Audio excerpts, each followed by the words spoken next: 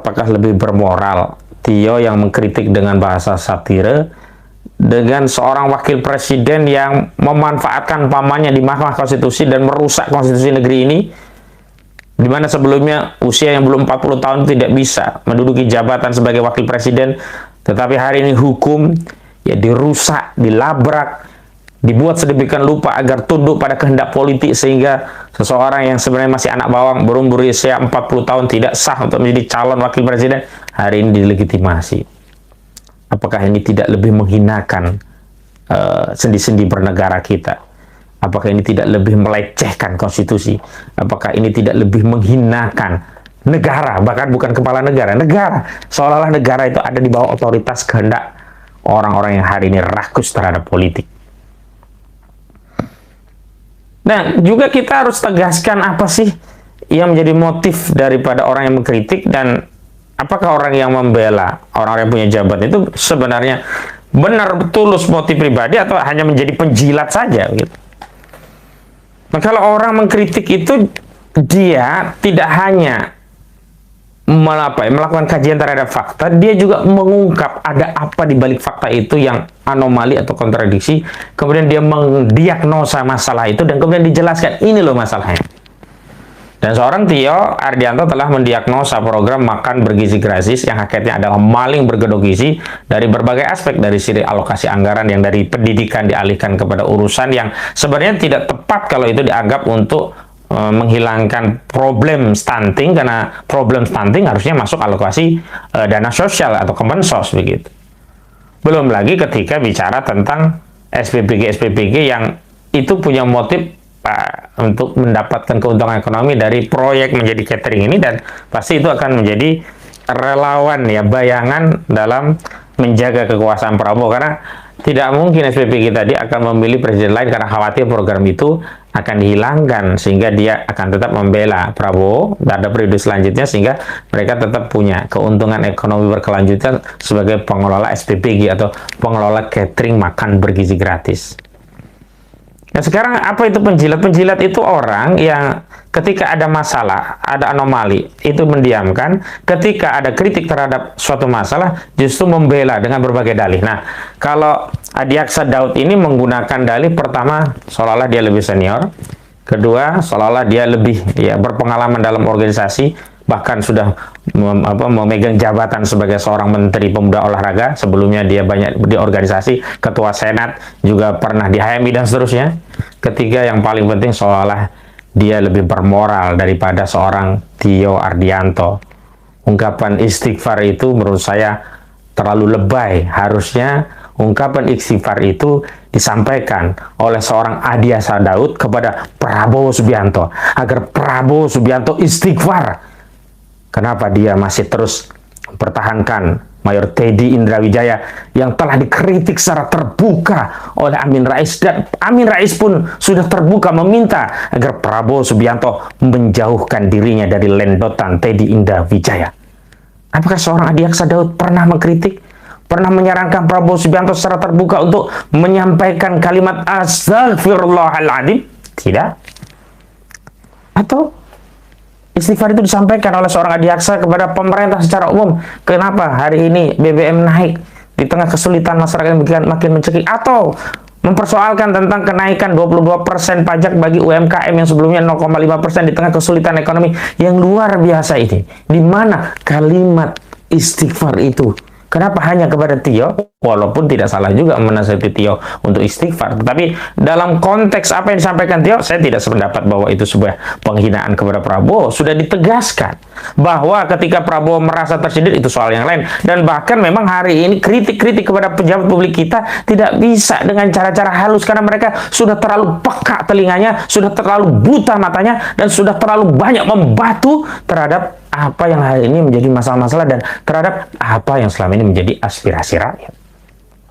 Coba bayangkan, Agustus 2025 yang lalu, sudah ada demo besar-besaran mahasiswa, sudah ada tuntutan reformasi Polri, sudah ada nyawa yang melayang. Ada satu ojek online bernama Avan Kurniawan melayang dilindas kendaraan taktis dari Brimob, aparat kepolisian. Tuntutannya reformasi Polri. Salah satu indikator bahwa reformasi Polri itu sudah berhasil diantaranya adalah mencopot Kapolri. Lalu apa yang dilakukan oleh Prabowo Subianto? Alih-alih mencopot Kapolri Listio Sigit Prabowo, bahkan hari ini undang-undang polisi memberikan tambahan usia pensiun bagi pejabat Polri, bahkan Kapolri atau perwira tinggi bisa sampai usia 63 tahun.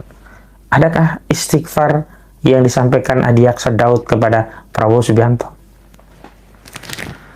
Lagi pula sebenarnya tidak level lah seorang mantan Menteri Pemuda Olahraga hanya mengomentari ketua BEM lah. Ya dia harusnya fokusnya apple to apple-nya dia mengkritik menteri lah minimal, atau yang lebih bagus ya mengkritik presiden. Kenapa?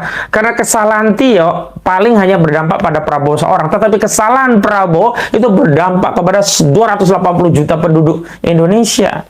Dan mengkritik Tio nggak ada resiko. Kalau mengkritik kekuasaan, mengkritik Prabowo, resikonya sudah pasti ada.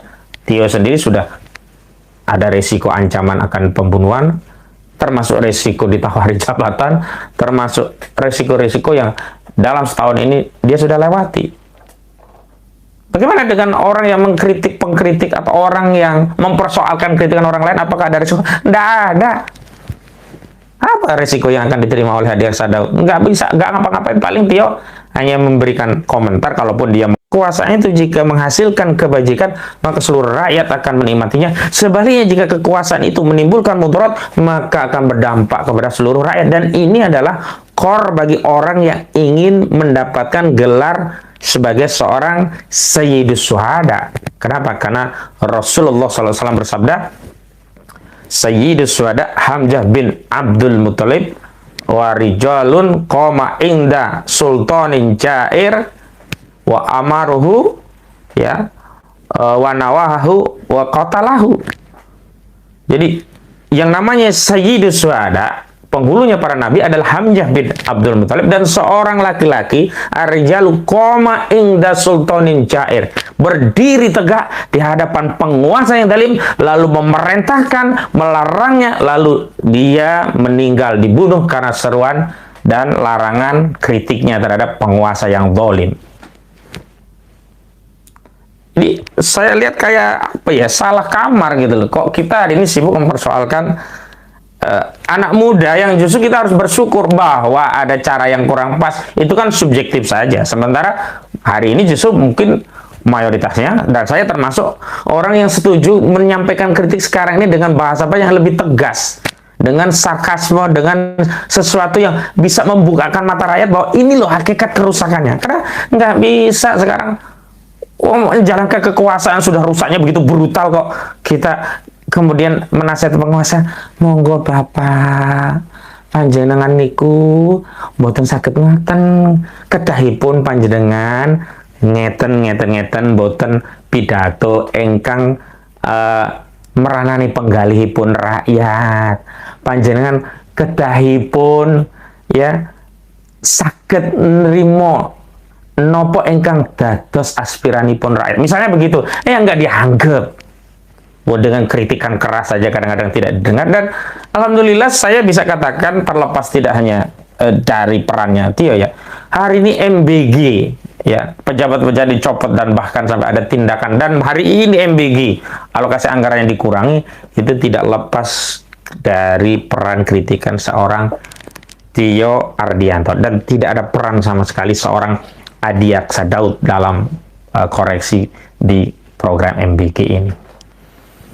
Sesekali kecilnya rahmati oleh Allah Subhanahu wa Ta'ala, kadang-kadang kita mendengar sebuah ungkapan-ungkapan yang seolah-olah itu agamis, seolah-olah itu bagian dari kasih sayang, seolah-olah itu bagian nasihat. Tetapi pada sisi yang lain sebenarnya ini ingin membuntal suatu kezaliman dengan bahasa-bahasa yang santun. Padahal hari ini harus jelas mana itu kezaliman, mana itu al-haq, mana itu al-batil. Sama seperti pada beberapa waktu yang lalu saya menggunakan ungkapan bahwa kalau ada orang yang diam melihat kezaliman, itu seperti setan bisu. Tetapi kalau ada orang yang bicara membela kezaliman, itu seperti setan yang bicara, atau setonun natik, juru bicara setan.